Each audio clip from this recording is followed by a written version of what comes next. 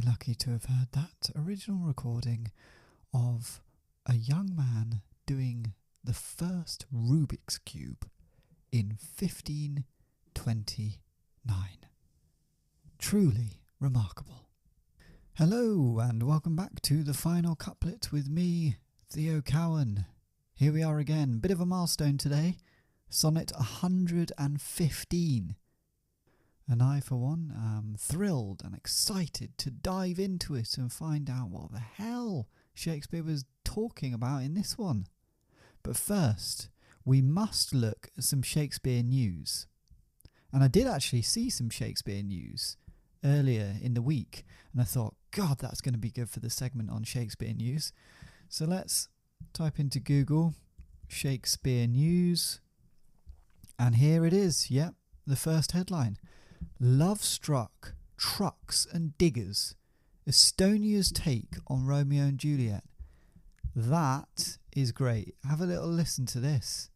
So in Estonia, they're doing a production of Romeo and Juliet, and the cast is a load of vehicles, and they're sort of trucks and diggers, and they're telling the story of Romeo and Juliet. And it looks like Juliet is a red Ford pickup, and her Romeo is a rally truck. And look, I don't really know how that's going to work, to be honest, but I, for one, think that sounds bloody great. And I'd quite like to take a look at it. Hopefully it transfers, maybe to the West End. Maybe we'll see that in one of the West End theatres soon enough. Other news, that, to be fair, that is pretty good news. Usually it's not as good as that. And, oh, here we go. Oh, this is from 31st of July, so yeah, it was this week. To buy or not to buy, this is in The Guardian, 2 million Shakespeare folio headlines literary treasures on sale at Melbourne's Rare Book Fair. So at this Rare Book Fair, you could buy a Shakespeare folio for a mere $2 million. Not bad. Not bad. Pretty good price, I'd say. I would go as far as to say, if I had 2 million, would I buy a Shakespeare first folio? Yeah, probably would. Give it a go. Anyway, that's the Shakespeare news out of the way. Let's take a listen to Sonnet 115, shall we? Those lines that I before have writ do lie, even those that said I could not love you dearer. Yet then my judgment knew no reason why my most full flame should afterwards burn clearer.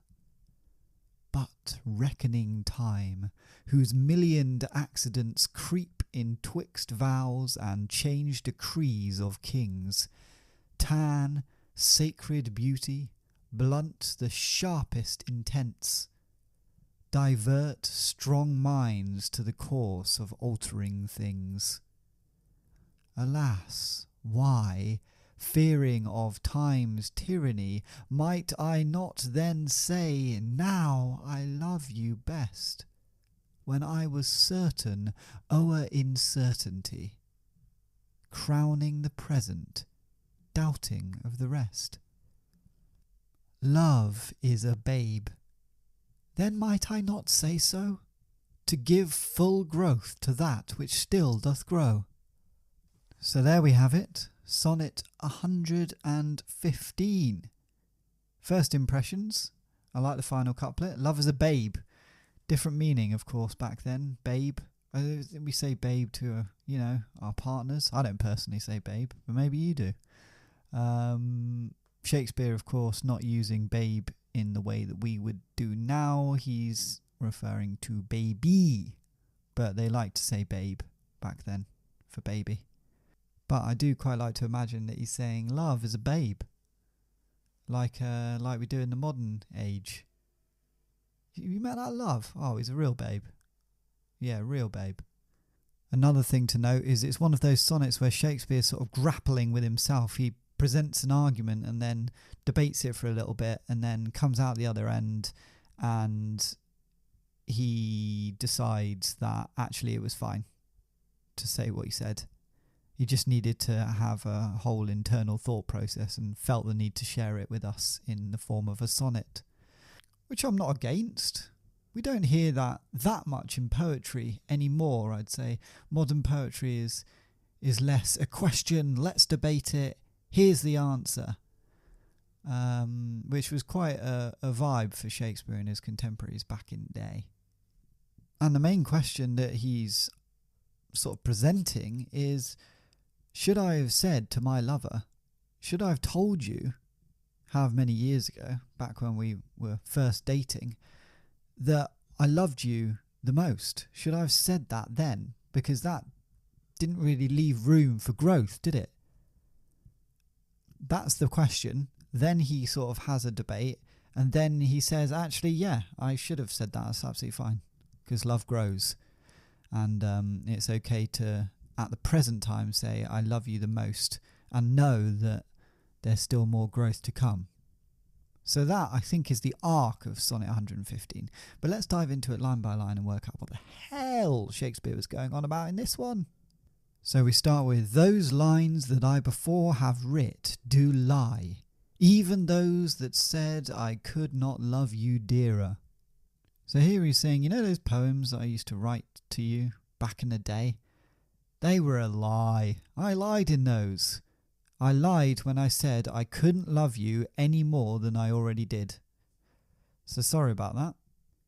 Yet then my judgment knew no reason why my most full flame should afterwards burn clearer.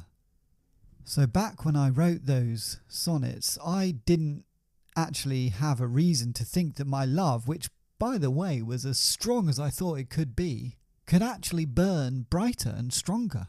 I didn't think that was possible back then. I thought, God, this is it. I love you so much. I love you the most right now. Didn't know that it could get better. You know, it's like when you first start dating someone, and that is an amazing experience, isn't it? And the flame, if we're going to use the flame analogy, that is burning strong, very strong in those early days. And then, you know, the relationship can deepen and the flame gets even stronger, or, you know, burns in a different way. But he's saying that, you know, those early days, boy, did that flame burn so strongly that I thought, can't get better than this, can it? But reckoning time, whose millioned accidents creep in twixt vows and change decrees of kings. So here he's saying, I thought time would come into play, as it always does. You know, he's done a lot of sonnets about time, hasn't he? And how time is so destructive, and time destroys beauty, etc., etc. Time destroys relationships. He'll give some examples of what time destroys in the next few passages. But here he's saying that reckoning time, with its millions of accidents or surprises that get in the way of lovers' vows to each other, and can even change the decrees of kings. So time can change a lot of things. It can get in the way of a relationship very clearly, and can change what a king decides to decree. Then he continues with what time can disrupt. Tan sacred beauty, blunt the sharpest intents, divert strong minds to the course of altering things. So time might make someone less beautiful. We've talked about that before. Might make them ugly.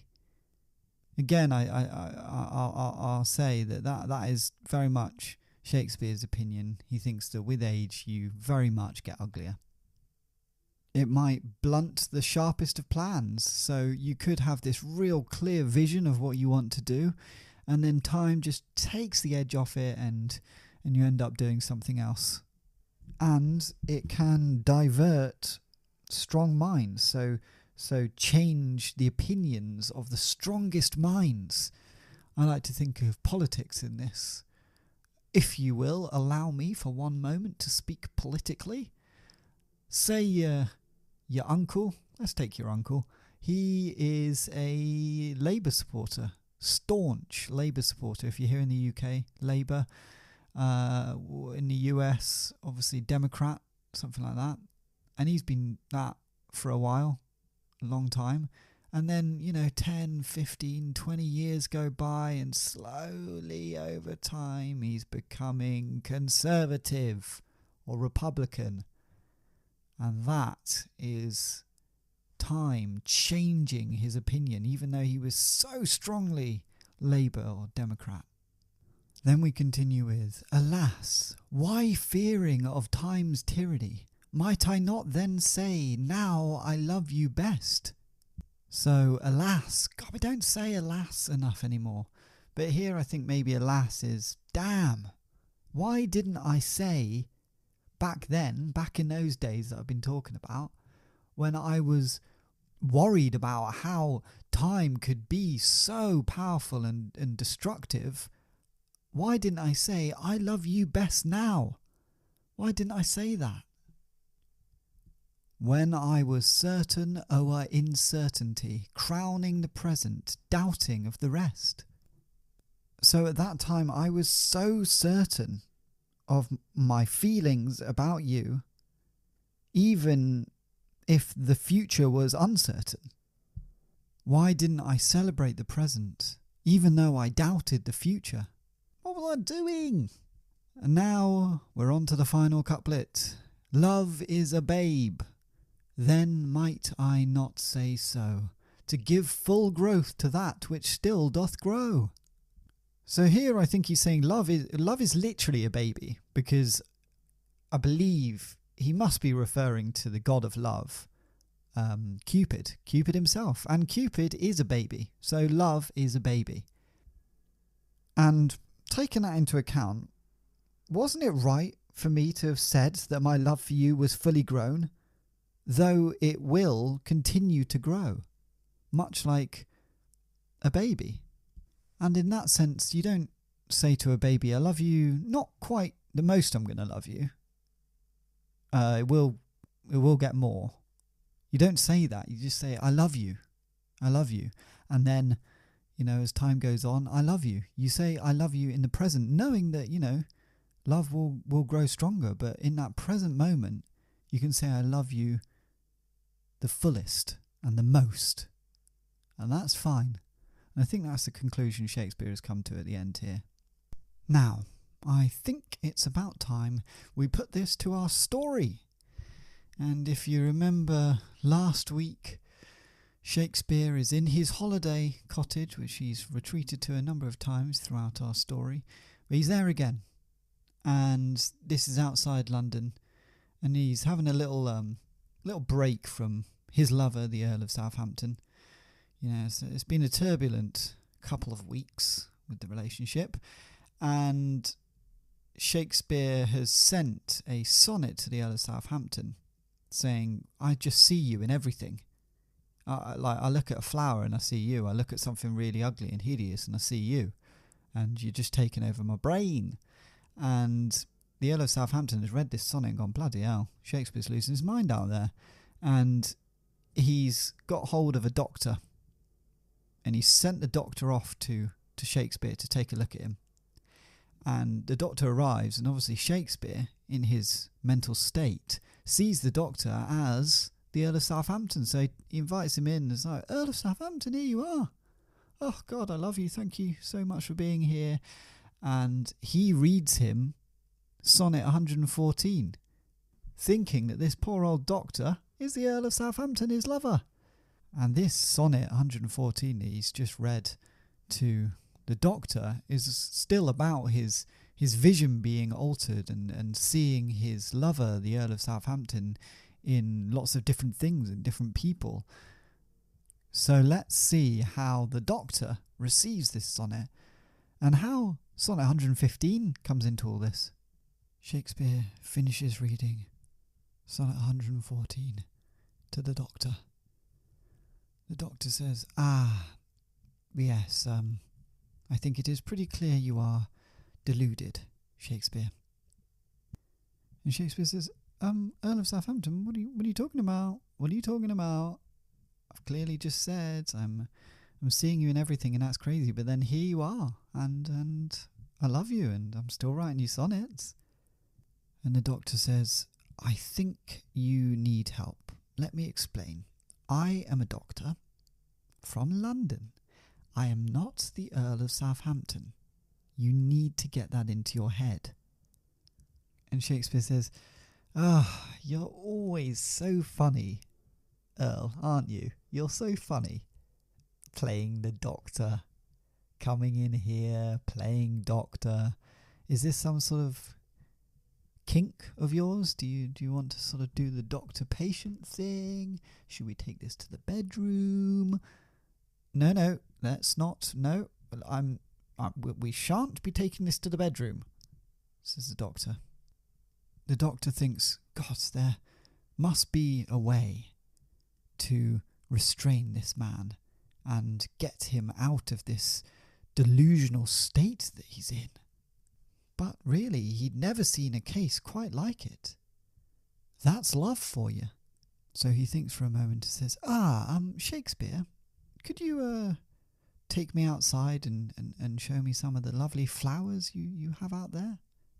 And Shakespeare says, why, of course, Earl, come with me. And he leads the Earl outside. As Shakespeare is leading him out, the doctor quickly grabs a straitjacket from his bag. He carries his straitjacket everywhere, just for cases like this. A deluded patient. He joins Shakespeare outside, who is talking about the flowers. And these are the pansies, and they look a little bit like you, actually, funnily enough. And these are the poppies, and they also look quite a little bit like you. And the doctor tells Shakespeare to lean over and tell him what that flower looks like. So with that, Shakespeare leans over, and quick as a flash, the doctor has Shakespeare in a straitjacket. And Shakespeare says, oh, bloody hell, what's going on here? Oh, I can't move my arms. I'm in some sort of straitjacket. What are you doing, Earl of Southampton? And the doctor drags Shakespeare by the jacket back into his house and sits him down and says, I did this for your own good. And Shakespeare says, look, Earl, if you're into tying people up, if that is your kink, then you just need to say. You don't need to just go and do it. I mean, let's talk about this. I might be into it as well. And the doctor says, no, I'm a doctor. I am not the Earl, and we will snap you out of this delusional state. And Shakespeare says, now with the doctor again, I don't know what you want. The doctor says, look, I've read in books the only way for a patient to get past his delusions is to be put into a straitjacket and to sit for days until the madness subsides. So with that, the doctor leaves the room, locking the door behind him. Shakespeare is left alone. He's thinking, God, the Earl is behaving so weirdly. But I can't help but still love him. And so the hours go by, and it makes Shakespeare think about the early days of his love affair with the Earl of Southampton. And he thinks, it was weird back then that I didn't tell him I love him the most, even though I did. I did love him the most. But then, how does love work? Because I thought I loved him the most then, but then, as time went on, I actually fell more in love. And that's quite weird, because time's often a pretty destructive thing. I mean, time makes people really ugly, actually. Shakespeare thought on this for a moment, and then realised he had to write this in a sonnet and tell the Earl of Southampton about it straight away. But of course his hands were tied behind his back, so he had to shuffle over to his quill and inkpot and dip the quill with his mouth into the inkpot and write on a bit of parchment using his mouth. Surprisingly, he was actually very adept at it. And he thought to himself, maybe I'll write my next play like this, using my mouth. There's something about it. The mouth is closer to the brain, so maybe it'll make my writing better. Eventually he finishes and calls for the Earl of Southampton, who, of course, isn't there. Earl! Earl! Eventually, after an hour of shouting, the doctor enters, and Shakespeare says, "Ah, there you are. Look, I know I've got to be here for a few days, but I've been thinking, about our early relationship and how maybe I didn't tell you that I loved you the most, and actually our love has grown stronger, and I just wanted to put that down on paper, if that makes sense." And the doctor says, "I'm not the Earl of Southampton. I am a doctor. You have lost your mind." And Shakespeare says, "Yes, I know we're playing this little game, but may I read it to you?" The doctor sighs. "Will it make you better?" Shakespeare says, "Well, it won't make me better, but it might make you better, Doctor. It might make you realise that you are the Earl of Southampton. Let's just say that." And on that note, Shakespeare begins reading Sonnet 115. You know those poems that I wrote where I said I couldn't love you any more than I did already? I was lying. Back then, I didn't think that my love could burn brighter, because it was already burning bloody strongly. Look at time, with its millions of surprises that come between lovers' vows and change the decrees of kings, that make sacred beauty ugly and dull the sharpest plans, and even force the strongest of minds to change their view. Damn! Why didn't I say back then, when I was so worried about time's power, I love you the most right now? When I was so certain in that moment, despite the future's uncertainty. Celebrating the present, though I doubted the future. Love is like a baby. So wasn't it right for me to have said that my love for you was fully grown, though it will continue to grow? So there we have it, Sonnet 115 and the story to go with it. Shakespeare, still as mad as a hatter, still thinks the doctor is the Earl of Southampton. How is the doctor going to get out of this house? And is he being paid well enough to even be there in the first place? That's the question. Find out next week on the final couplet. Until then,